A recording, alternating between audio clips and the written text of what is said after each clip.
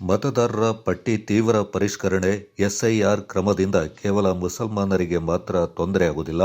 ಬದಲಿಗೆ ಬಡವರು, ಕೂಲಿ ಕಾರ್ಮಿಕರು ಸೇರಿದಂತೆ 100 ಕೋಟಿ ಭಾರತೀಯರು ಸಂಕಷ್ಟಕ್ಕೆ ಸಿಲುಕಲಿದ್ದಾರೆ ಎಂದು social democratic party of India ಪಕ್ಷದ ರಾಜ್ಯಾಧ್ಯಕ್ಷ ಅಬ್ದುಲ್ ಮಜೀದ್ ಅವರು ಆತಂಕ ವ್ಯಕ್ತಪಡಿಸಿದ್ದಾರೆ.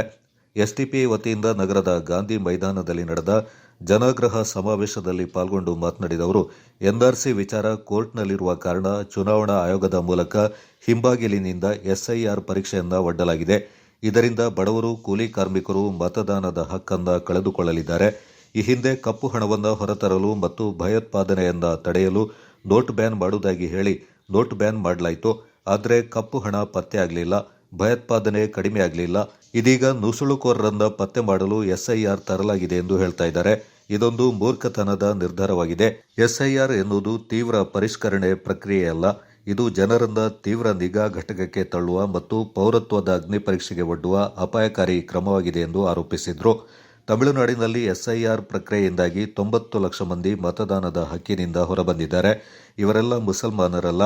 ತಮಿಳುನಾಡಿನ ಜನಸಂಖ್ಯೆಯಲ್ಲಿ 6% ಮಾತ್ರ ಮುಸಲ್ಮಾನರಿದ್ದಾರೆ. 90 ಲಕ್ಷ ಮಂದಿಯಲ್ಲಿ 20 ಲಕ್ಷ ಮಂದಿ ಮುಸಲ್ಮಾನರಾದರೆ ಉಳಿದ 70 ಲಕ್ಷ ಮಂದಿ ಇತರ ಜಾತಿ ಜನಾಂಗಕ್ಕೆ ಸೇರಿದವರಾಗಿದ್ದಾರೆ. ಇವರೆಲ್ಲರೂ ಬಡವರು, ಕೂಲಿ ಕಾರ್ಮಿಕರೇ ಆಗಿದ್ದಾರೆ.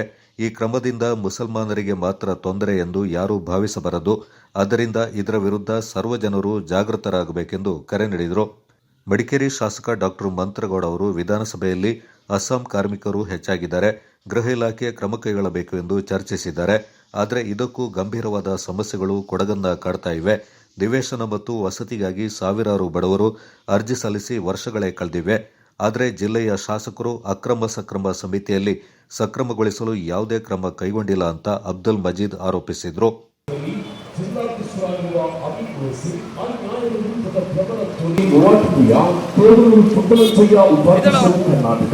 ಶಹೀದಾ ತಸ್ಲೀಂ ಉಪಾಧ್ಯಕ್ಷರು ಕರ್ನಾಟಕ, ಅಫ್ಸರ್ ಕೊಲ್ಲಿಪೇಟೆ ರಾಜ್ಯ ಪ್ರಧಾನ ಕಾರ್ಯದರ್ಶಿ, ವರದಿಗಾರರು, ಚಿಂತಕರು ಎಸ್ಐಆರ್ಗೆ ಹೊರಟಿರುವ ಸಂವಿಧಾನ ಬಾಹಿರ ಕ್ರಮವನ್ನು ಕೂಡಲೇ ಕೈಬಿಡಬೇಕು. ಕೃಷಿ ಮಾಡಿ ನಿವೇಶನ ರಹಿತರಿಗೆ ಹಂಚಬೇಕು. ಎಲ್ಲ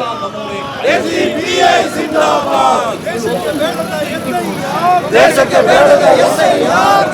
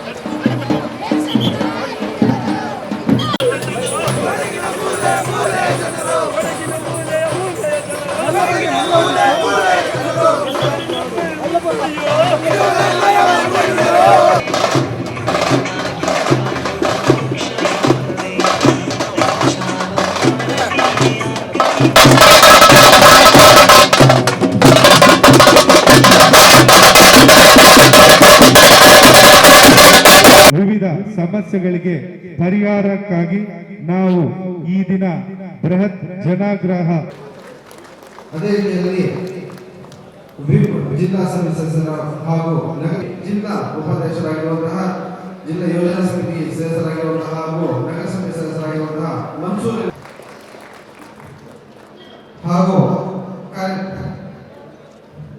ಕಾರ್ಯದರ್ಶಿ, ಅದೇ ರೀತಿಯಲ್ಲಿ ಜಿಲ್ಲಾ ಸಮಿತಿ ಸದಸ್ಯರಾಗಿರುವಂತಹ ಅಬ್ದುಲ್ ಸ್ವಾಲಿ ತಣ್ಣೀರ್ಹಳ್ಳ ಇವರು ಸಹ ವೇದಿಕೆ. ದೇಶ ವಿದೇಶಗಳಲ್ಲಿ ಖ್ಯಾತಿ ಹೊಂದಿದ ಜಿಲ್ಲೆಯಾಗಿದೆ ಕೊಡಗು ಜಿಲ್ಲೆ.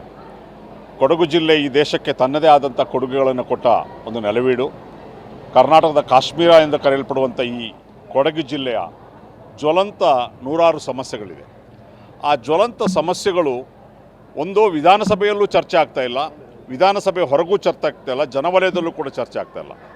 ಇಲ್ಲಿನ ಕಾಡಾನೆ ಹಾವಳಿ ಇರ್ಬೋದು, ಅದೇ ರೀತಿ ಇಲ್ಲಿನ ಭೂಮಿ ಸಮಸ್ಯೆ ಇರ್ಬೋದು, ಜಮ್ಮಾ ಸಮಸ್ಯೆ ಇರ್ಬೋದು, ಕಾಫಿ ಬೆಳೆಗಾರರ ಸಮಸ್ಯೆ ಇರ್ಬೋದು, ಅದೇ ರೀತಿ ಏನು ರೈತರು ಫಾರಂ ನಂಬರ್ 50, 53, 57ರಲ್ಲಿ ಸುಮಾರು 14,000 ರೈತರು ಇಲ್ಲಿ ಅರ್ಜಿ ಸಲ್ಲಿಸಿದ್ದಾರೆ. ಅದು ವಿಲೇವಾರಿ ಪ್ರಶ್ನೆ.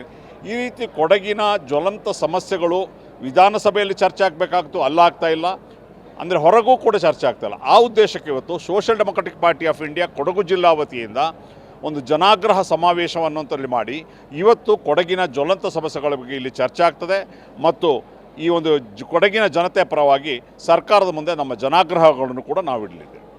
ಅಧ್ಯಕ್ಷತೆ ವಹಿಸಿ ಮಾತನಾಡಿದ ಎಸ್ಡಿಪಿಐ ಜಿಲ್ಲಾಧ್ಯಕ್ಷ ಅಮೀನ್ ಮೊಯ್ಸಿನ್, ಎಸ್ಐಆರ್ ಎನ್ನುವುದು ನುಸುಳುಕೋರರನ್ನ ಪತ್ತೆ ಹಚ್ಚುವ ಪ್ರಕ್ರಿಯೆಯಲ್ಲ, ದೇಶದ ಪೌರತ್ವವನ್ನು ಕಸಿದುಕೊಳ್ಳುವ ಪ್ರಯತ್ನವಾಗಿದೆ. ಬೆಟ್ಟ ಕೊರೆದು ಇಲಿ ಹಿಡಿಯುವ ಸಾಹಸ ಇದಾಗಿದೆ. ಇಲ್ಲಿಯವರೆಗೆ ಕೇವಲ 2 ಬಾಂಗ್ಲಾದೇಶಿಗರನ್ನ ಮಾತ್ರ ಪತ್ತೆ ಮಾಡಲಾಗಿದೆ ಎಂದು ಆರೋಪಿಸಿದರು. ಇವತ್ತು ಜನಾಗ್ರಹ ಸಮಾವೇಶ ಕೊಡಗಿನ ರಾಜಬೀದಿಗಳಲ್ಲಿ ಇದು ಹಾದು ಬಂದಿರತಕ್ಕಂತಹ ಹಿನ್ನೆಲೆ ಏನು ಅಂತ ಹೇಳಿದರೆ, ಕೊಡಗಿನ ವೈಶಿಷ್ಟ್ಯವಾಗಿರ್ತಕ್ಕಂತಹ ವಿಚಾರಧಾರೆಗಳಲ್ಲಿ ಭಾಳ ಗಂಭೀರ ಸ್ವರೂಪದ ಸಮಸ್ಯೆಗಳನ್ನು ಇವತ್ತು ಮೇಲ್ಮನೆ ಮತ್ತು ಕೆಳಮನೆಗಳಲ್ಲಿ ಚರ್ಚೆ ಆಗದಿರ್ತಕ್ಕಂತಹ ದುಸ್ಥಿತಿಯ ಪರಿಸ್ಥಿತಿ ಇವತ್ತು ಈ ಜಿಲ್ಲೆಗೆ ಬಂದಿರತಕ್ಕಂಥ ಹಿನ್ನೆಲೆಯಲ್ಲಿ ಜನರ ಭಾವನೆಗಳನ್ನು ಸರ್ಕಾರದ ಮುಂದೆ ತೆಗೆದುಕೊಂಡು ಹೋಗಲಿಕ್ಕಿರತಕ್ಕಂತಹ ಒಂದು ಕಾರ್ಯಕ್ರಮವನ್ನು ಹಾಕ್ಕೊಂಡಿದ್ದೇವೆ. ಇಲ್ಲಿ ರೈತರು ತಮ್ಮ CND ಲ್ಯಾಂಡಿಗೆ, ತಮ್ಮ ಭೂಮಿಗೆ CND ಲ್ಯಾಂಡ್ ವ್ಯಾಪ್ತಿಗೆ ತಂದು ಸೆಕ್ಷನ್ 4 ಅಡಿಯಲ್ಲಿ ಅದನ್ನು ಸರ್ವೆ ಮಾಡಿ ಕೈವಶ ಮಾಡ್ತಕ್ಕಂಥ ಸರ್ಕಾರದ ತೀರ್ಮಾನ ಖಂಡನಾರ್ಹ. ಇದನ್ನು ಗಂಭೀರವಾಗಿ ನಾವು ಕೈ ಬಿಡಬೇಕು ಹೇಳ್ತಕ್ಕಂಥ ಒತ್ತಾಯ. ಅದರ ಜೊತೆಯಲ್ಲಿ ವಸತಿಹೀನರು, ಭೂಹೀನರನ್ನು ಪರಿಗಣಿಸಿ ಅವರಿಗೆ ಅತಿ ಶೀಘ್ರದಲ್ಲಿ ವಸತಿ ಮತ್ತು ಭೂಮಿಯನ್ನು ವಿತರಣೆ ಮಾಡಬೇಕು. ಸೆಕ್ಷನ್ 50, 53, 57, 94 CC ಇದನ್ನು ಈ ಅರ್ಜಿಗಳನ್ನು ವಿಲೆ ಮಾಡಬೇಕು. ಅದೇ ರೀತಿಯಲ್ಲಿ ಕಾವೇರಿ ನದಿ ನೀರನ್ನು ಇವತ್ತೇನು ಕಲುಷಿತಗೊಳಿಸ್ತಾ ಇರತಕ್ಕಂಥ ಹಿನ್ನೆಲೆ ಇದೆ. ಅದನ್ನು ಕೂಡ ಗಂಭೀರವಾಗಿ ಸರ್ಕಾರ ಒಂದು ಯೋಜನೆಯಾಗಿ ಅದನ್ನು ಮುಂದಿನ ವಿಧಾನಸಭೆ ಅಧಿವೇಶನದಲ್ಲಿ ಅದನ್ನು ವಿಶೇಷವಾಗಿ ಪರಿಗಣಿಸಿ ಕಾವೇರಿ ನೀರಿನ ಸಂರಕ್ಷಣೆಗೆ ವಿಶೇಷ ಚಿಂತನೆಯನ್ನು ಮಾಡಬೇಕು. ಪ್ರಾಣಿ ಮಾನವ ಸಂಘರ್ಷ ಏನಿದೆ ಅದರಿಂದ ಪ್ರಾಣ ಕಳ್ತಾ ಇರತಕ್ಕಂಥದ್ದು ಮತ್ತು SIR ಹೇಳ್ತಕ್ಕಂಥ ಗಂಭೀರ ಸ್ವರೂಪದ ಪ್ರಕ್ರಿಯೆಯನ್ನು ಕೈಬಿಡಬೇಕು ಹೇಳ್ತಕ್ಕಂಥ ಹಿನ್ನೆಲೆಯಲ್ಲಿ ಈ ಜನಾಗ್ರಹವನ್ನು ಹಮ್ಮಿಕೊಂಡಿದ್ದೇವೆ. ಪತ್ರಕರ್ತ ರಾ ಚಿಂತನ್ ಅವರು ಮಾತನಾಡಿ, ಶಾಶ್ವತವಾಗಿ ಅಧಿಕಾರದಲ್ಲಿ ಉಳಿಯಲು SIR ಪ್ರಕ್ರಿಯೆ ಆರಂಭಿಸಲಾಗಿದೆ. ಇದರಿಂದ ಕೋಟ್ಯಾಂತರ ಜನರಿಗೆ ತೊಂದರೆ ಆಗಲಿದೆ. ಇದೊಂದು ಸಂವಿಧಾನ ಬಾಹಿರ ಕ್ರಮವಾಗಿದ್ದು ಅಧಿಕಾರದ ದುರುಪಯೋಗವಾಗಿದೆ ಎಂದು ಆರೋಪಿಸಿದರು. ಎಸ್ಡಿಪಿಐ ರಾಜ್ಯ ಉಪಾಧ್ಯಕ್ಷೆ ಶಾಹಿದಾ ತಸ್ನೀಂ ಮಾತನಾಡಿ, ರಾಜ್ಯದಲ್ಲಿ ಯಾವುದೇ ಗ್ಯಾರಂಟಿ ಯೋಜನೆಗಳಿದ್ದರೂ ಮಹಿಳಾ ವಿರೋಧಿ, ಶಿಕ್ಷಣ ವಿರೋಧ ಸರ್ಕಾರವಿದೆ. ಬುಲ್ಡೋಸರ್ ಬಳಸಿ ಮನೆಗಳನ್ನು ನೆಲಸಮಗೊಳಿಸುವಾಗ ವಿದ್ಯಾರ್ಥಿಗಳ ಸರ್ಟಿಫಿಕೇಟ್ಗಳು ಬೆಲೆ ನೀಡಿಲ್ಲ. ಹಿಜಾಬ್ ಕುರಿತು ಸರ್ಕಾರ ಮಾತು ಉಳಿಸಿಕೊಂಡಿಲ್ಲ ಎಂದು ಟೀಕಿಸಿದರು. ಎಸ್ಡಿಪಿಐ ಜಿಲ್ಲಾ ಉಪಾಧ್ಯಕ್ಷ MK ಮನ್ಸೂರ್ ಅಲಿ, ಕಾರ್ಯದರ್ಶಿ ಮೇರಿ ವೇಗಸ್, ಸದಸ್ಯ ಅಬ್ದುಲ್ ಅಡ್ಕಾರ್, ನಗರಾಧ್ಯಕ್ಷ ಮೊಹಮ್ಮದ್ ಅಲಿ, ನಗರಸಭಾ ಸದಸ್ಯೆ ನೀಮಾ ಅರ್ಷದ್, ಕಾರ್ಯದರ್ಶಿ ಬಶೀರ್ ಅಹಮದ್, KC ಬಶೀರ್, ಅಬ್ದುಲ್ ಜಮೀರ್, ಫಾರೂಕ್ ಖಾನ್, ಶರೀಫ್, ಬಾಷಾ, ಹನೀಫ್ ವಿರಾಜಪೇಟೆ, ಜಕ್ರಿಯಾ ಕುಶಾಲನಗರ, ಹಫೀಜ್ ಮತ್ತಿತರ ಪ್ರಮುಖರು ಈ ಸಂದರ್ಭ ಪಾಲ್ಗೊಂಡಿದ್ದರು. ಮುಖಂಡರು ಹಾಗೂ ಕಾರ್ಯಕರ್ತರು AV ಶಾಲೆ ಬಳಿಯಿಂದ ಗಾಂಧಿ ಮೈದಾನದವರೆಗೆ ಘೋಷಣೆಗಳೊಂದಿಗೆ ರ್ಯಾಲಿಯನ್ನ ನಡೆಸಿದರು.